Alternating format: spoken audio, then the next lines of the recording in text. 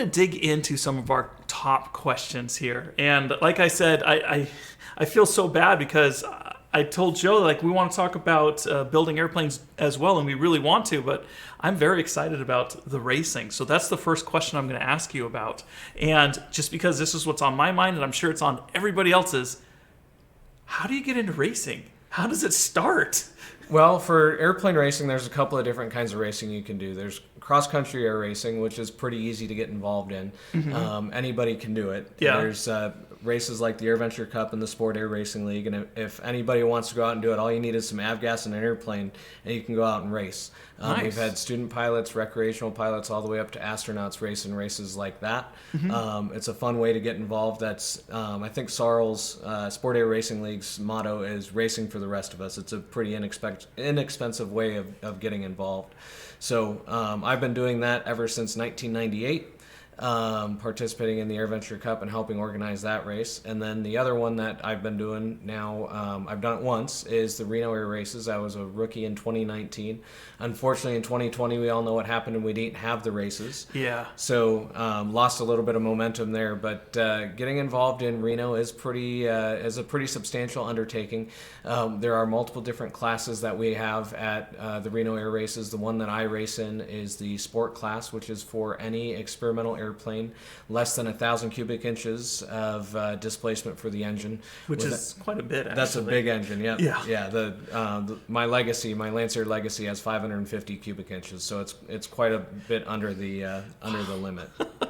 So,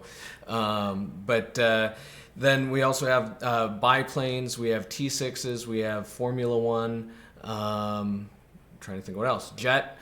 We added Stoldrag this year in 2019 to the Reno Air Races. So there are all kinds of different classes that you can get involved in. Reno Air Racing is what they call closed course air racing. There's 8 of us on the race course at the same time. Well, wait. At the same time? At the same time. No, because like I've been to the Red Bull Air Races and it's like one person on the track at once, No, this is a 8 airplanes on the race course at the same time, flying non-cooperative formation, trying to be the first one to cross home pylon after the end of the race. Wow. So there's a lot of safety involved with it as well. Very much so. Yeah. So you have to be hyper aware of what's going on around you. Very much so. And that's why it takes so much preparation and time and training in order to get involved in the Reno Air Races. Well, tell us about that. Like, how does you want to get inside of that? Like, is there specific requirements, flight hours, or certain types of flying you have to do? Yep, there are. So the different classes have different requirements. For the sport class, what they require is for you to be proficient in formation flying. So that means either you have a military formation flying background, or one of the other organizations, FAST or FFI, are both FAA-sanctioned organizations that do formation training. Or the last way... I want to get into pretty badly. Yeah, it's a lot of fun. It's a lot of work, but it's a lot of fun. And the other way that you can prove formation competency is by flying with either a sport class lead or check pilot and demonstrate that you're safe to solo in a 4-ship formation with all the maneuvers... 4-ship? Correct. Okay, carry on. With all the maneuvers that are required in order to safely get into the formation, get out of the formation, do emergency procedures, and fly around the race course. Wow. So that's what I did, is I flew with a group of people that are local to the Phoenix area. I think we have some pictures of that. I think so too. Probably have spent a good 100 hours of formation flying with the group here in Phoenix, working on generating some of those skills as well as honing them, and then also getting other people involved too. Right now we've been working with a gentleman that we just soloed in a 4-ship formation for our own purposes here, and that has qualified Marv to be able to go to Pylon Racing School in June.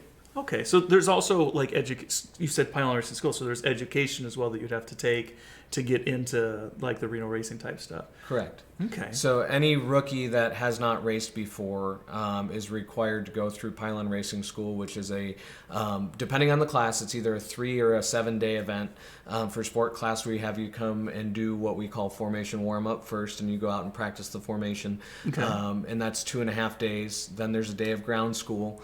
And then after that, there's 2.5 days worth of flying on the course and demonstrating different maneuvers from on the course, escape maneuvers, flying the course, simulated pylon cuts, things of that nature. That actually, like you're saying, like escape maneuvers, I'm like, wow, I didn't even think about that, but how important. And to not just learn the escape maneuvers, but know when to execute them and execute them safely, and to instinctively do it. Correct. The escape maneuver that that I'm referring to isn't necessarily bailing out of the airplane, which some people might think it is. But the escape maneuver is, this is an air show. We have people there, we have spectators, and the safety of the crowd is paramount. And so if you are going to cross over one of the show lines, you're required to escape out of the race course. Oh, I get it. And so essentially you have to know where you are on the race course and be able to predict whether or not you're going to breach some of these lines. And if you're going to breach one of those lines, you have to pull off the race course. That's actually, wow, I didn't even think about it, but like super, super important. It's like if you're inside of the F1 car racing, you depart the track, they can just get back on, but it sounds like you break away and you're done.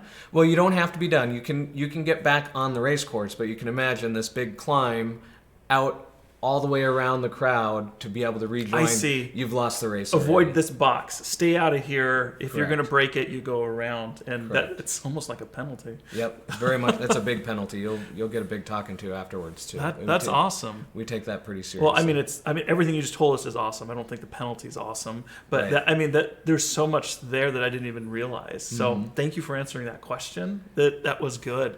So. Hey guys, thanks for watching the video, and we hope you liked that clip from our last live stream. We're going to be recording live streams once a month from here on out and cutting some of those into more digestible pieces or clips and releasing them on the channel once a week. So make sure to head on over to our channel page to check some of our other clips out and subscribe while you're there so you don't miss any of the new ones. Anyways, share aviation wherever you can, and we'll see you in the next one.